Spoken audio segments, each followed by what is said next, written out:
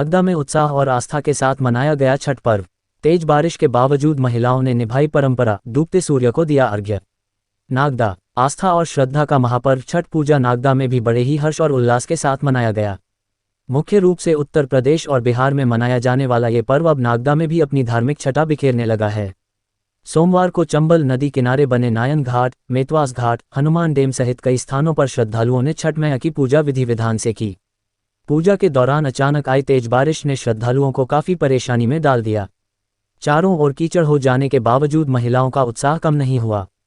बारिश के बीच ही श्रद्धालु महिलाएं पानी में खड़े होकर डूबते सूर्य को अर्घ्य देती नजर आईं। उनकी अटूट आस्था और समर्पण ने सभी का मन मोह लिया। नगर पालिका द्वारा पूजा स्थलों पर आवश्यक व्यवस्थाएं की गई थीं, लेकिन तेज बारिश ने सारी तैयारियों पर पानी फेर दिया। विशेष रूप से हनुमान डैम मार्ग पर श्रद्धालुओं को अधिक कठिनाइयों का सामना करना पड़ा। सुरक्षा की दृष्टि से पुलिस प्रशासन ने भी पूरी तैयारी कर रखी थी। सैकड़ों पुलिसकर्मी और अधिकारी घाटों पर तैनात रहे। वहीं नगर पालिका की टीम ने सफाई, रोशनी और व्यवस्था में कोई कसर नहीं छोड़ी। छठ पर्व का इतिहास और महत्व। छठ पर्व सूर्य उपासना का पर्व है, जिसकी परंपरा वैदिक काल से चली आ रही है। ये पर्व सूर्य देव और उनकी बहन छठी मैया उषा को समर्पित है। मान्यता है कि सूर्य की उपासना से जीवन में स्वास्थ्य, समृद्धि और संतान सुख की प्राप्ति होती है। कहा जाता है कि महाभारत काल में कुंती और द्रौपदी ने भी छठ व्रत किया था। वहीं लोक कथाओं के अनुसार छठी मैया बच्चों और परिवार की रक्षा करती हैं। ये पर्व प्रकृति, सूर्य, जल और अनुशासन के प्रति कृतज्ञता का प्रतीक माना जाता है। छठ पर्व के 4 पवित्र दिन। नहाई खाए। पहले दिन व्रती स्नान कर शुद्ध आहार लेते हैं।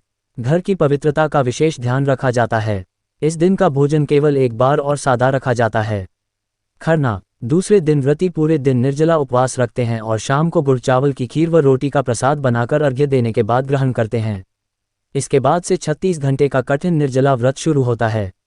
संध्या अर्घ्य। तीसरे दिन व्रती नदी, तालाब या घाट पर जाकर डूबते सूर्य को अर्घ्य देते हैं।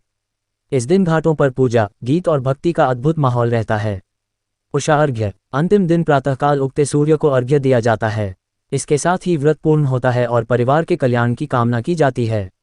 बारिश और बाधाओं के बावजूद नागदा में श्रद्धालुओं की भक्ति और छठ मैया के प्रति आस्था देखने लायक रही।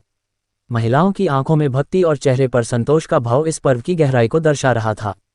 भक्ति में शक्ति है, श्रद्धा में अडिगता है। जब मन में आस्था हो तो बारिश भी आराधना बन जाती है। छठ पर्व ने एक बार फिर यह संदेश दिया कि आस्था के आगे कोई विपत्ति टिक नहीं सकती और सच्चे मन से की गई प्रार्थना अवश्य फल देती है।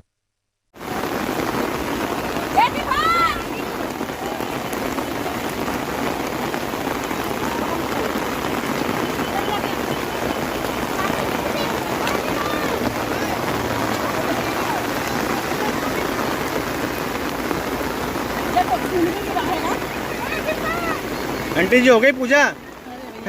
हो गई।